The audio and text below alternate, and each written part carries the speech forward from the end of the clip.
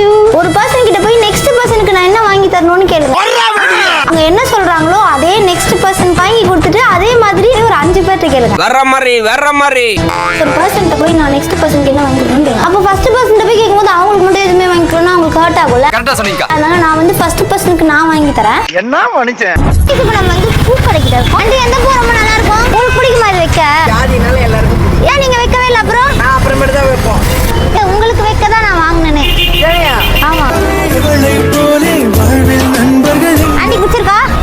உங்களுக்கு நான் ஒரு gift கொடுத்தேன்ல, இந்த மாதிரி நான் வேற யாருக்காவது ஏதாவது ஒரு gift கொடுப்பேன். என்னன்னு நீங்க சொல்லுங்க, அதை நான் கொடுப்பேன். எதுவா வேணா இருக்கலாம். வேற யாருக்குன்னா gift கொடுத்து வழியில் வாங்கி கொடுப்போம். ஆரம்பிக்கலாங்களா? வேலைக்கு பெண்கள் தேவை. நான் போய் கேட்கலான்னு இருக்கேன்.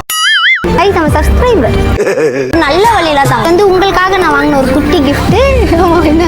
கண்ணாமூச்சி விளையாடிட்டு இருக்கீங்க, வாங்குங்க. குட்டிக்கு டைம் ஆகுது. ஐயோ, அடக்க உடக்க எனக்கு ரொம்ப